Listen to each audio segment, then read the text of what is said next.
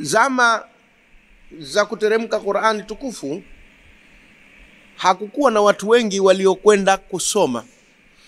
Na zamani hata mifumo ya kuwa na shule ya uskuli ilikuwa kama vile haipo. Ilikuwa kusoma ni mtu mwenye kujua kusoma na kuandika anakodiwa au anaajiriwa asomeshe familia fulani au ukoo fulani. Kwa hivyo anakuja yeye kwenye majumba kufundisha. Analipwa. Na mara nyingine huwa anataka malipo makubwa. Sasa kwa watu maskini ilikuwa tabu sana kufundisha watu au watoto wao kuwafanya wajue kusoma na kuandika. Kwa hivyo elimu za kusoma na kuandika ilikuwa ni elimu ngumu kuipata kila mtu, na hasa watu maskini.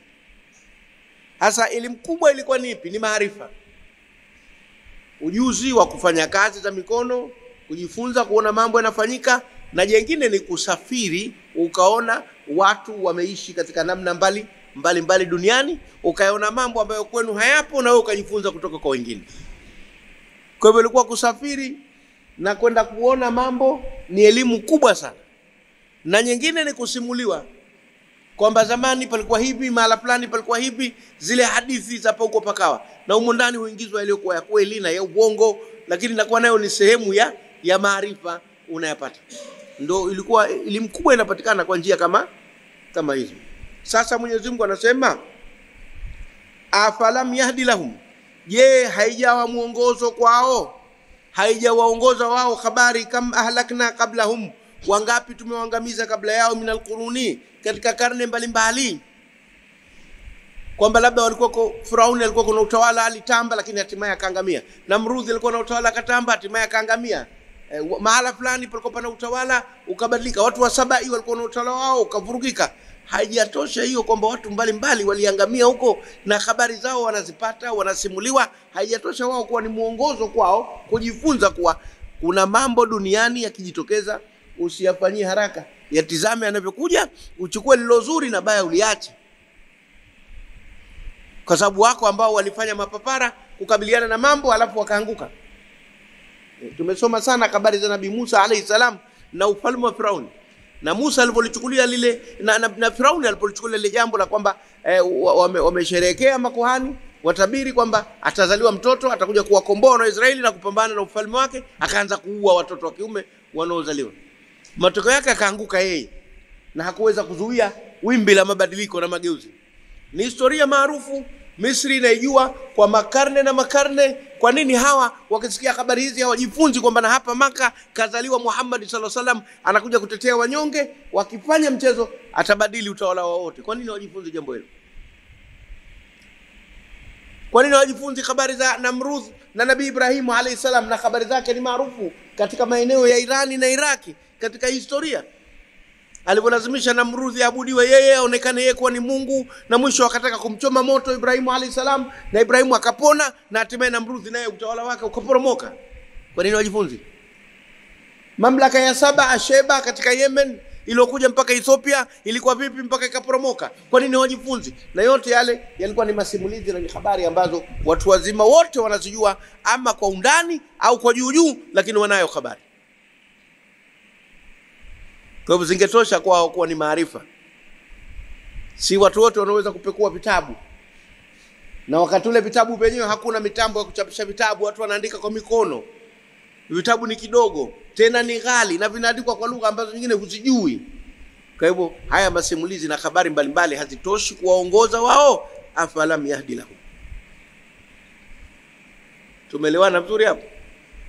Basi Mwenyezi Mungu anasema afalam yahdi lahum, je, basi haiwi muongozo kwao, kama ahlakna, wangapi tumeangamiza kabla yao, minal quruni, katika karne mbalimbali. Na karne katika matumizi ya Qur'ani inatumika kwa maana zote mbili. Maana maarufu karne ni kwamba kitambo cha dahari, kitambo cha muda ambao aghlabu kwa sasa ni miaka 100, inahesabiwa miaka 100 ndo karne moja. Lakini zamani karne moja inaweza kwenda zaidi ya miaka 100. Lakini pia karne imetumika kwa maana ya pili, generation, kizazi na kizazi. Sasa karne hawa maana yake kipindi ambacho wamezaliwa mpaka wamekufa. Karne wale ni kipindi ambacho wamezaliwa mpaka wamekufa. Ndio maana kuna mjadala kule kwenye hadithi ya Mtume sallallahu alaihi wasallam aliposema khairul quruni qarni thumma alladhina yalunahum thumma alladhina yalunahum. Karne bora ni karne yangu, kisha wanawafuata, kisha wanawafuata. Je, alikuwa anazungumzia karne kwa maana ya miaka 100 au karne kwa maana ya kizazi? Wako wanaochukua kwamba ni miaka 100. Kwa hivyo karne yangu yani miaka 100 yote tangu mimi nimezaliwa mpaka nimekufa ipite miaka 100 ndio karne yangu. Alafu je karne tena miaka 100 mingine. Alafu je karne tena miaka 100 mingine, kwa hivyo ni miaka 300. Wengi wanaikataa tafsiri hiyo. Wasema karne yangu maana kizazi chake pamoja na masahaba kimalizike, kije kizazi cha matabina kimalizike, kije kizazi cha tabiina kimalizike, ndio karne 3. Kwa hivyo utahadhari kidogo unapokutana na neno karne. Linakwenda katika mantiki gani? Min alquruni, katika vizazi. Generations ukichukua kwa maana ya karne kwa maana kizazi na kizazi. Na ukichukua karne kwa maana ya muda ndio ile niliyokuambia. Min alquruni, katika karne mbalimbali, yamshuna fi masakinim, wanatembea katika makazi yao. Hawa wanaotakiwa kuzingatia, wanatembea kwenye makazi yao, yani wanamokwenda safarini wanapita kwenye miji ile ambayo ziliishi hizo karne ambazo ziliangamizwa. Mfano wanafanya biashara, wanakwenda Misri. Wakifika Misri wanaona zile kumbukumbu za Firauni ambaye alizama kwenye maji na jeshi lake. Wanakwenda maeneo ya Irani na Iraki, wanaona kumbukumbu za Namrud na jinsi alivyomalizika Namrud na utawala wake. Wanakwenda Yemen, wanaona mamlaka ya Sabai ilivyokuwa na ilivyomalizika. Wanakwenda katika maeneo ya Adi na Thamud, wanaona mambo yalivyokuwa, wanaoneshwa katika historia, hapa palikuwa nini, hapa palikuwa nini, walipomalizika, na maeneo mbali. Yamshuna fi masakini. Na hapa ndio panakuja jambo la utalii. Uislamu unakubaliana na utalii, lakini si katika maana hii ya utalii wa leo. Na tena natoa angalizo. Mimi nikizungumza jambo watu wanapenda kukata vipande. Sema Sheikh Msaba akubalisha utalii. Watakurupuka. Nasema Uislamu unakubaliana na utalii, lakini si katika namna hii ambayo utalii unafanywa hivi leo. Kwa sababu kutalii ni kusafiri, ukaenda maeneo mbalimbali, ukajifunza mambo ya maeneo mengine. Kwa muhtasari ndio maana ya utalii. Alitunga mshairi mmoja wa Kiswahili, shairi akasema njia moja ya kusoma ni ile ya kutalii. Njia moja ya kusoma ni ile ya kutalii. Yaani mmoja wapo katika njia za kusoma ni kutalii, kuzunguka ukaujua ulimwengu. Wanasema exposure, unapata exposure. Unapata kujua mambo mbalimbali ambayo pengine kwenu hayapo, au kwenye mji huu yapo haya, kwenye mji ule kuna yale, unapata kuyaona mambo mbalimbali. Sasa kuzunguka ukauona ulimwengu. Lakini ndo hatujajipanga Waislamu. Kama tunajipanga, wanahamasishwa matajiri wa Kiislamu wafunge safari, wende katika miji ambayo imekuwa na kumbukumbu za kidini. Kama kutembelea sehemu alizotawala Firauni na yaliyotokea, wakapata maelezo, wakaona vitu, kwenda katika sehemu hizo za Malkia, mamlaka ya Sheba, kwenda maeneo mengine, hata ile Maka yenyewe na Madina, wanakwenda watu kuhiji, lakini ndani yake mna utalii. Kwenda ukapita uwanja wa Uhud, ukapita uwanja wa nini? Wa Badri, ukaoneshwa hapa ilikuwa nini, hapa ilikuwa nini. Na watu wamekuwa wanatuagaga, wengi wanaondoka kwenda Maka. Sasa hivi ni wakati wake, yataendelea kuondoka makundi. Wakati mimi nakumbuka nikiwa Madina pale, walikuwa wakija kwa ziara Madina, tunajitahidi kuwatembeza na kuwaonesha hapa ni hivi, hapa ni hivi, hapa ni hivi, kwa sababu sisi kwa kukaa kwetu pale tunapata kuyajua kwa undani zaidi yale mambo. Kwa hivyo hawa wanakuja kwa wiki moja tu, siku 8 na kuondoka. Kwa hivyo wanahitaji maelezo yetu wakati ingawa wanao watu wanaofuatana nao, lakini na sisi tunaweza kuchangia. Kwa hiyo ule nao ni utalii.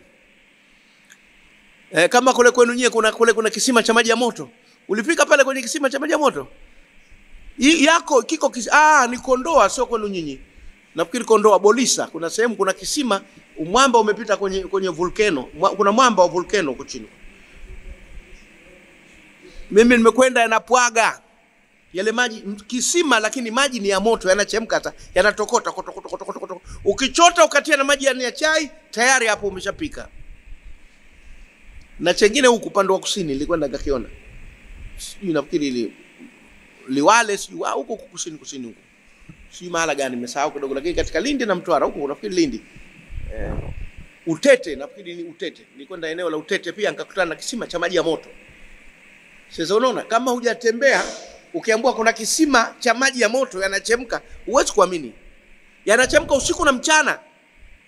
Sio kwamba anachemka mchana, hata usiku anachemka, kwa sababu kuna mwamba chini wa joto wa volcano umepita. Sasa ukiambiwa hivi unaweza kushangaa, kwani hakuna maji yaliyoganda? Kwani Kilimanjaro kuna nini? So mlima alafu juu kumefanya barafu kwenye kile kilele kinachoitwa Kibo.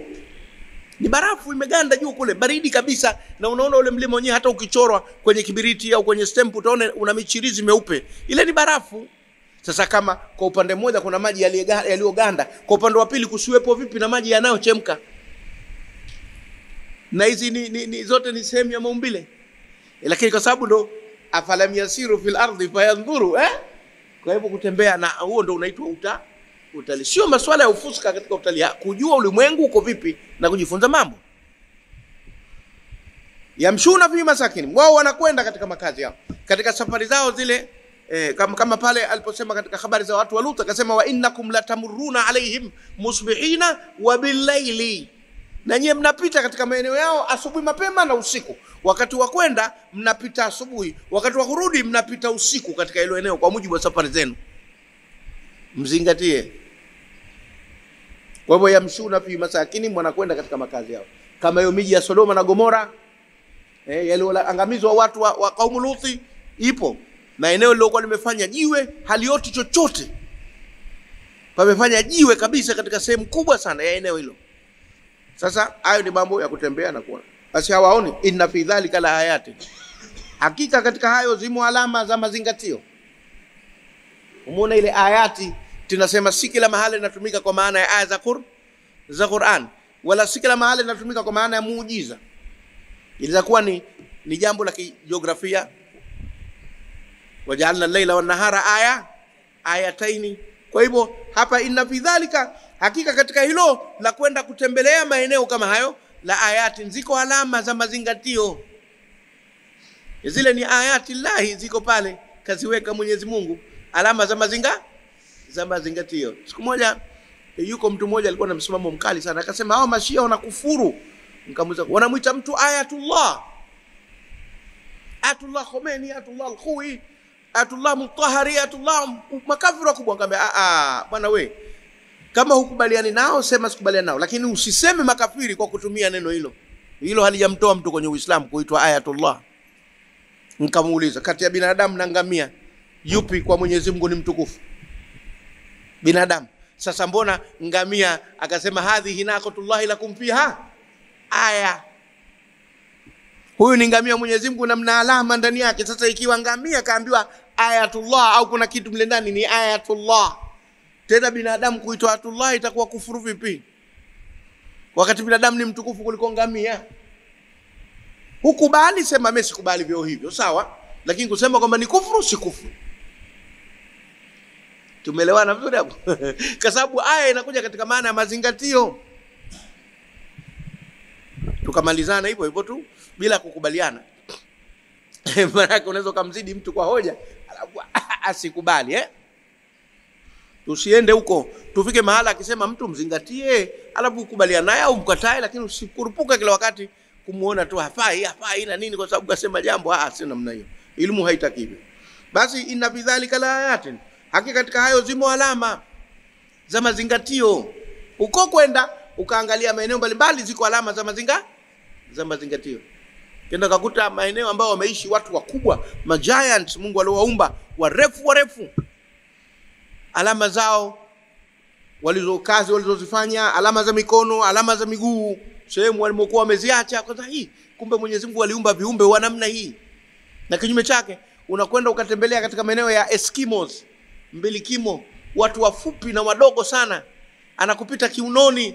Mzee wa miaka 80 anakupita wewe kwenye kiuno hapa, unasema huyu ndo mzee wao, kafika kiunoni. Kuna mijitu mikuza, kuna vijitu vidubana tu vidogo, lakini yote ya Mwenyezi Mungu anaonesha kuwa angetaka na wewe angekuumba katika size yoyote aliyoitaka. Inna fi dhalika la ayati, dimo alama. Lakini nini? Kasema ulinuha, kwa watu wenye akili. Nuha imetafsiriwa kuwa ni akili, lakini asili yake nuha ni katazo, linatokana na neno naha yanha. Yamo mazingatio kwa watu wenye katazo, yani wanaweza kujikataza na wakikatazwa wanakatazika, na hiyo ni akili. Katika akili, ndani ya akili ya ubongo kuna idara, ikiwemo idara ile ya kukataza na kukatazika. Ikiharibika idara ile, au kwa muda ikipelekwa likizo, linakuwa tatizo. Kama mtu keshapiga bangi yake shamkaa sawa sawa, mara nyingi idara ile inakuwa haifanyi kazi, inakwenda likizo. Kwa hivyo nalo mwambie usiniambie lolote mimi, usiniambie lolote, utaniambia nini mimi? Haya, anakuwa mkorofi. Mbona kama mkorofi huyu? Keshapuliza huyu. Kuna watu wamepita kwenye uzoefu huo, wanajua. Umeona? Kwa hivyo nuha, katazo, ni idara maalum katika ubongo inayofanya kazi ya kumkataza mtu au kukatazika, kukubali kukatazika. Lakini ni sehemu ya akili tu. Hasa ikifa hiyo, balaa kubwa zaidi. Maana kuna kujikataza mwenyewe vile vile. Unasema mimi nasikia tumbo linaniletea tabu, nataka kujisaidia, ukasimama barabarani pale, ukapandisha ukachusha nguo, ukajisaidia pale. Huna katazo katika akili. Akili yako ingekataza, lakini hapa watu wanapita, haifai nini. Ni akili yako mwenyewe sasa. Sasa ile ndo nuha. Ikiondoka ile umekuwa kichaa. Ikiondoka permanently kwa kudumu ndo una akili. Ikiwa imeondoka kwa muda, basi ni kwa sababu ya kile kitu ulichokutumia ikaondolewa pale. Au pana watu kutukana ovyo na nini.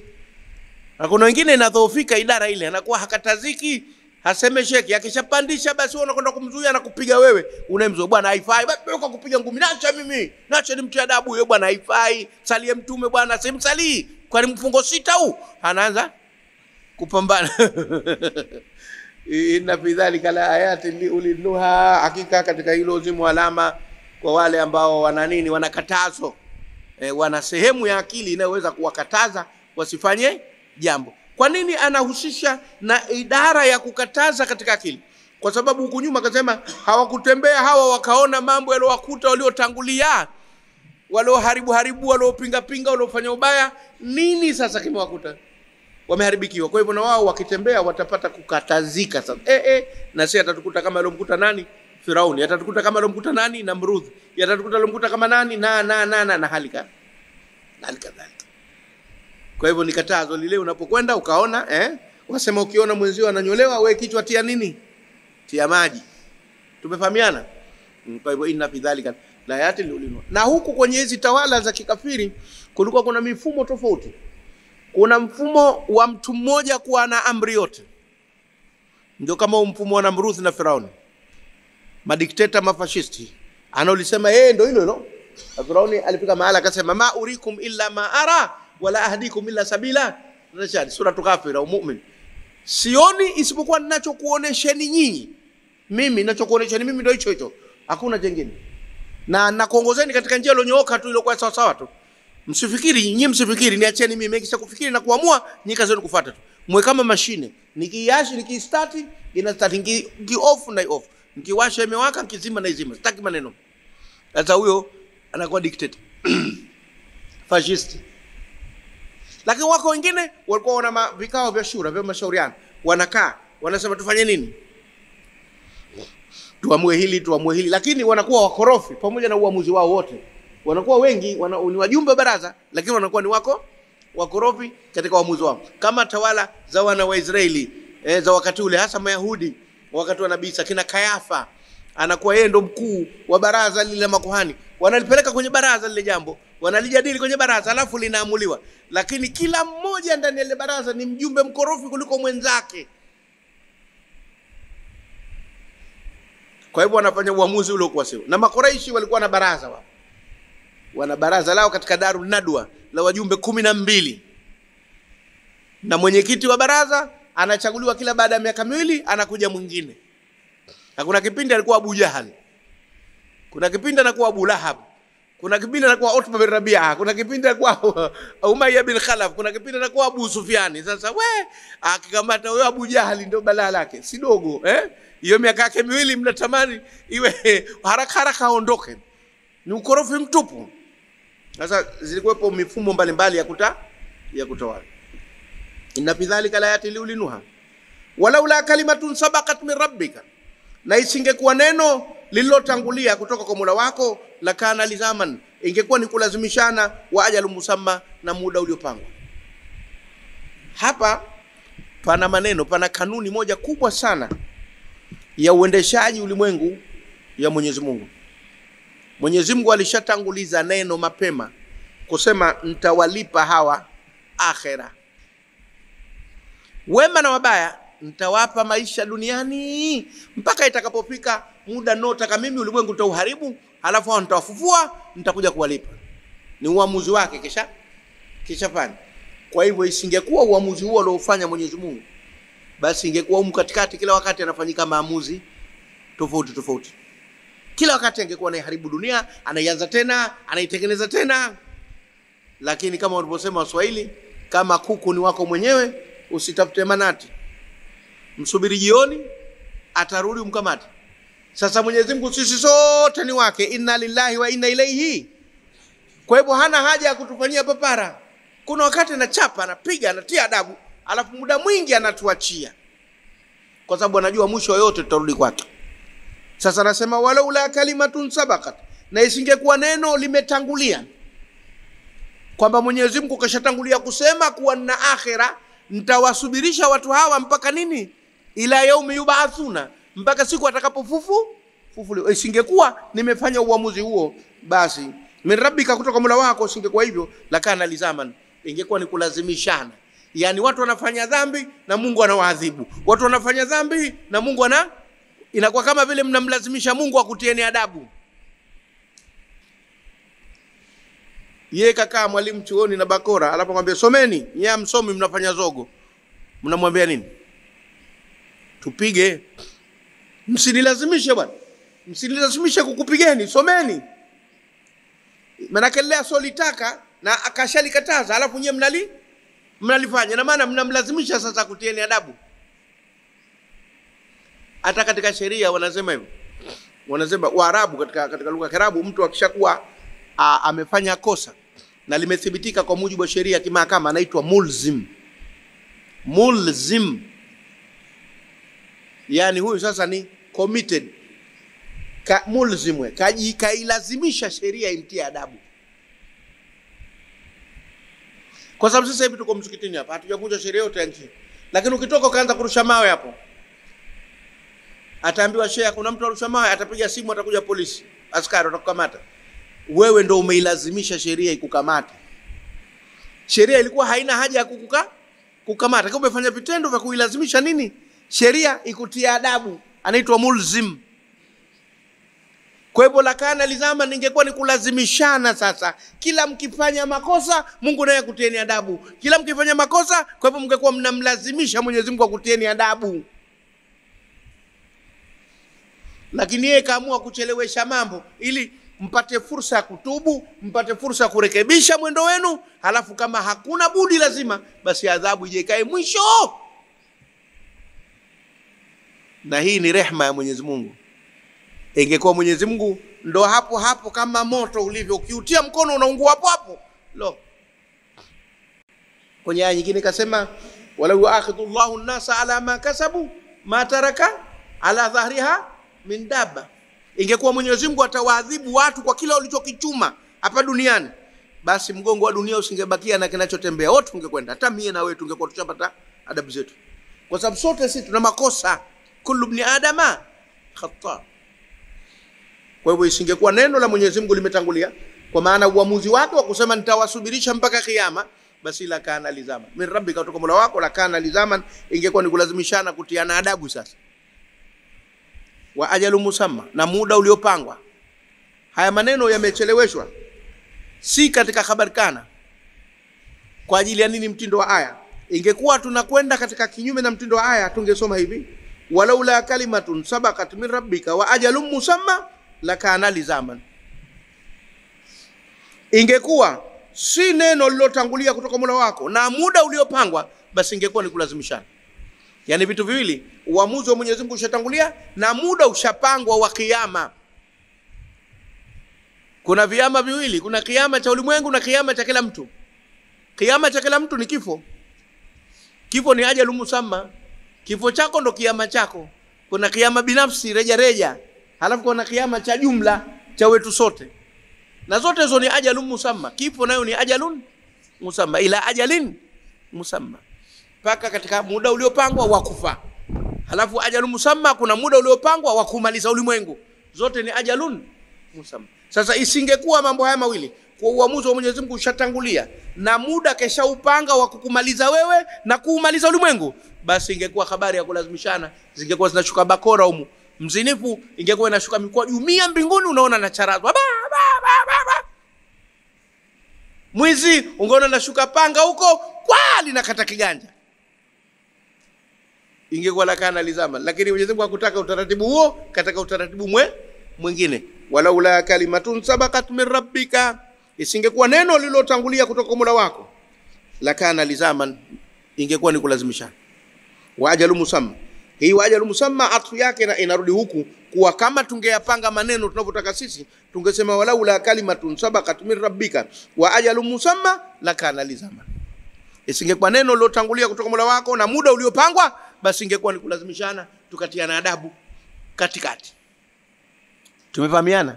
Lakini ajalu musamma imekaa mwisho kwa sababu mtiririko wa aya wenyewe unavyokwenda, usingekuwa na mdundo mzuri ukaiweka ile lizama mwisho. Umeona kwenye suratul Furqan lizama imekaa mwisho, haikukaa nini? Hebu tufungueni suratul Furqan sura 25 makra ya mwisho kabisa, utaona neno lizama lilipokaa limekaa mwisho kwa sababu kutafuta nini? Kutafuta ule mtiririko. Suratul Furqan iko mwisho katika makra ya mwisho. Suratul Furqan neno lizama limekuja tena, na tulilisema sana kule. Aya ngapi ile? Ya mwisho kabisa ya suratul Furqan yenyewe 77, mwisho kabisa. Qul ma ya'ba'u bikum rabbi laula du'aukum faqad kadhabtum fasawfa yakunu lizama. Itakuja kuwa kulazimishana, sio lizama ya kimakunduchi. Jahazi lizama. Maana jahazi limefanyaje? Limezama. Lizama sio ile lizama. Dau lizama, hii lizama kulazimishana. Unaona imekaa mwisho kabisa kwa sababu ndio mtiririko wa aya unavyosema tangu huko nyuma. Summan wa umyana, imama, salama, lizama.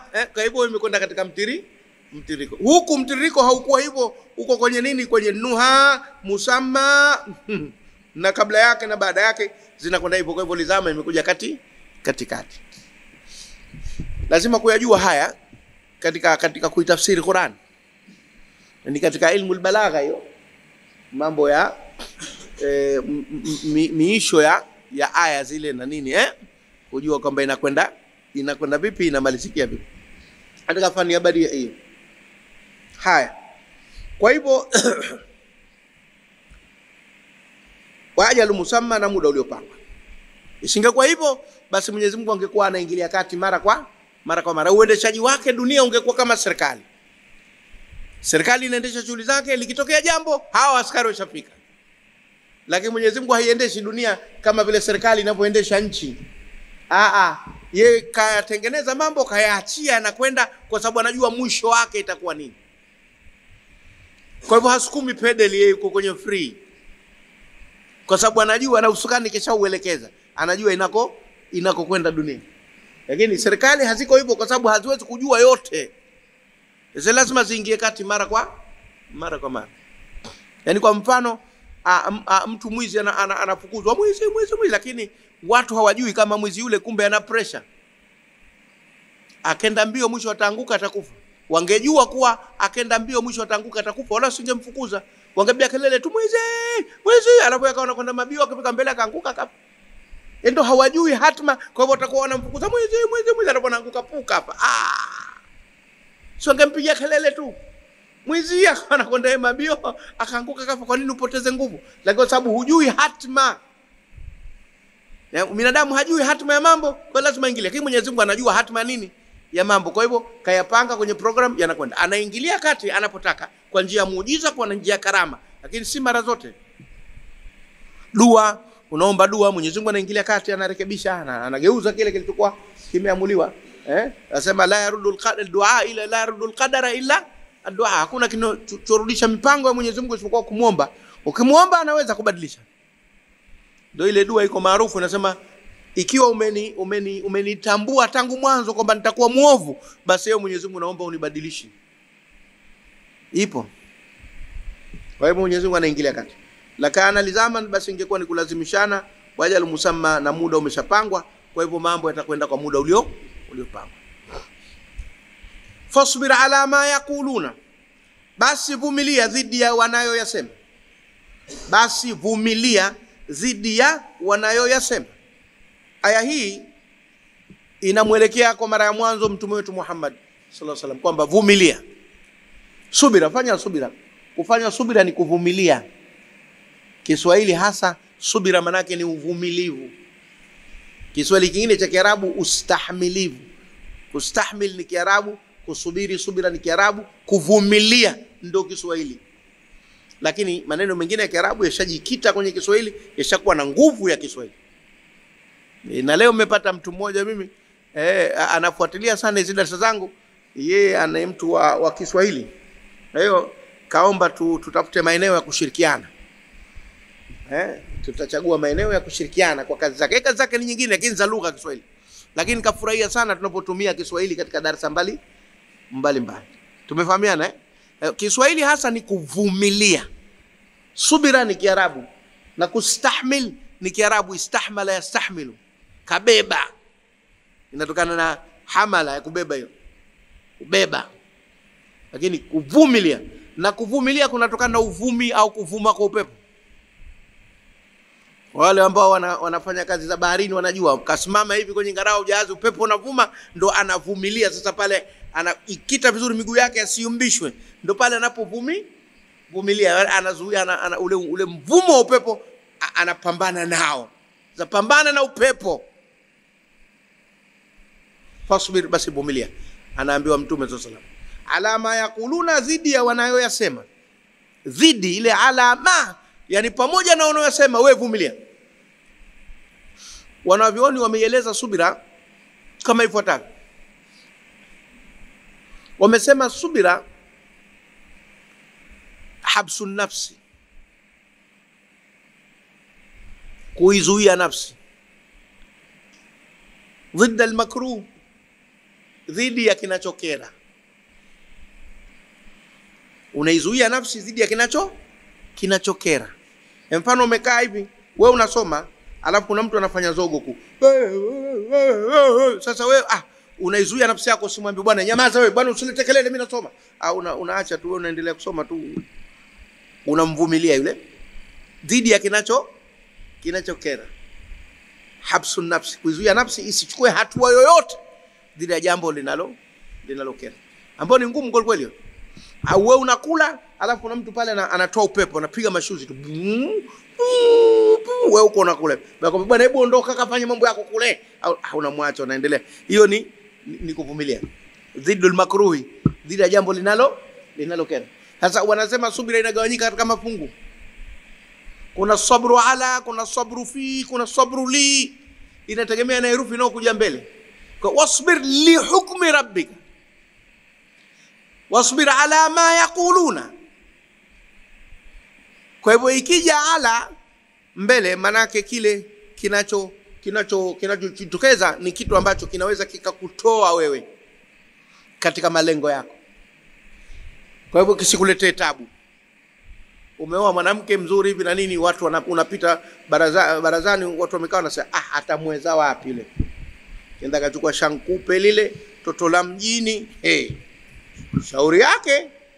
Wanakusema wewe, lakini wajifanya kama wanazungumza mtu wa tatu. Yanakera hayo. Lakini wewe tena humwachi mkeo, huwajibu, hufanyi chochote. Alama yaquluna. Pamoja na yale wanayoyasema, wewe endelea kubaki na msimamo wako. Tumeishi sisi katika maisha hayo. Unaumwa wewe, unajikongoja pengine na magongo na nini, unasema ndumba hiyo, kapigwa ndumba yule. Simone vile sikampinga bwana mkubwa mwenye madevu yake, chuma kile.